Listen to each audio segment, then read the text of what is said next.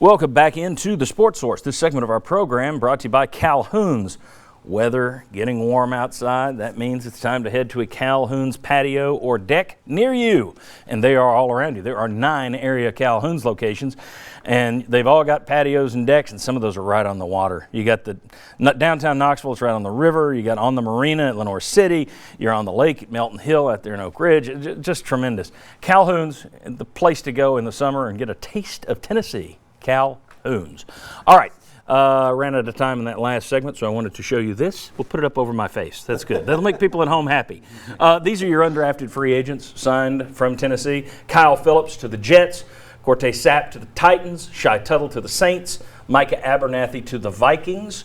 If there are others, we don't know of them. Doesn't mean there aren't, but those 4 we know of. So there you go. All right. What I wanted to do, every year we do a show where we go through and we project what Tennessee's starting lineup is going to be in the fall.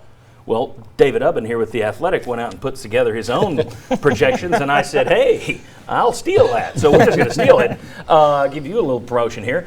Let's take a look first at defense. All right, so what you got, I thought let's do this. The last time you saw Tennessee start a football game was against Vanderbilt. I know people would like to forget it, but Vanderbilt starting lineup 2018 on defense is on the left. On the right is what David sees as projected starters for 2019. I tried to make it a little different color where there are changes. It's so little, you're probably going to struggle to see it. I apologize. But, all right, let's run through this. The changes, you're going from Kyle Phillips, defensive end, to Matthew Butler. Defensive end Alexis Johnson is going to be defensive end John Mincy or Aubrey Solomon, assuming that he gets cleared by the NCAA.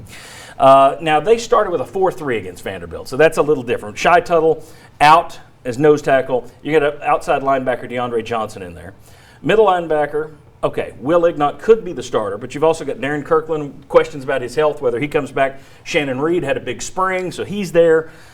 Moving on down, Balin Buchanan, was Alontae Taylor, was he suspended after a targeting call that last game? I believe that's right, yeah. I think he was suspended. So anyway, Balin Buchanan replaced by Alontae Taylor, and then Trayvon Flowers taking the place of Micah Abernathy, who I just mentioned as an undrafted free agent. Gentlemen, looking at this list, defense going to be better this year? Do you feel better about that defense? Do you feel appreciably better, to steal a word from my friend Jimmy Himes? No. Yeah, I don't think the talent level is going to be markedly different, but I still think it's a second year in the system where guys know what they're doing. I still think I go back to Chris Rumpf comparing last spring to 51st Dates, and that being very different this spring, and guys know what they're doing. Yeah, I guess the key word there is appreciably better.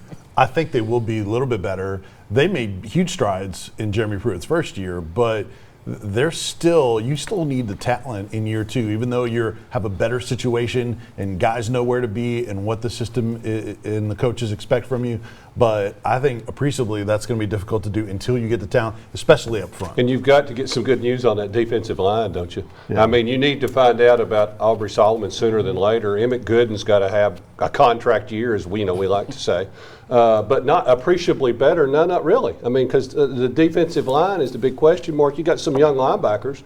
Secondary should be better. But overall, I see it being about the same. Yeah, same answer in terms of personnel. If you just list it out on paper, no, I don't see an improvement. The defensive line, I think, is worse, and that's a concern because I think that's where you start with your confidence. In the SEC especially, yeah. For sure. But there are questions you can ask that have to be answered in the future. Can Darrell Taylor be an all-SEC guy? If he can, then you have somebody that can be a consistent playmaker for you. Your corners, are they better?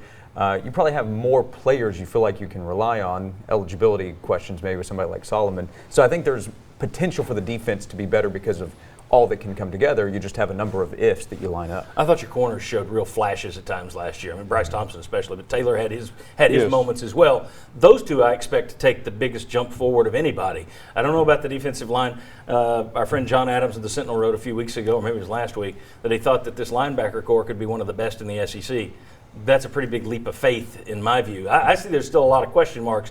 I agree with David that it's year 2. Those guys who went through it last year should be better than they were a year ago.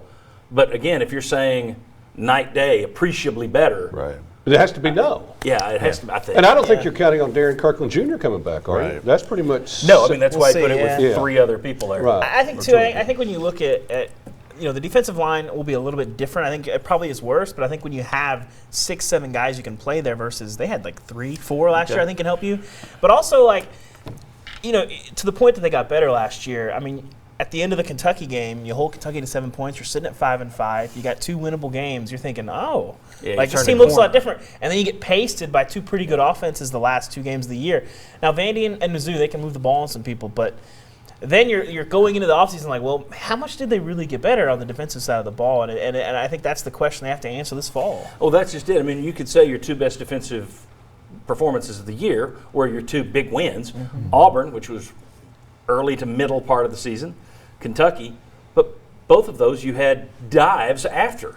So again, it's like, okay, we're turning it. No, we're not. Okay, we're turning it. No, we're not. And Taylor has to do more than just show flashes and have 2 great games. I mean, didn't he have like 7 sacks or something in 2 games, and that was about it? And you've held Missouri to 51 points in the last 2 times you played.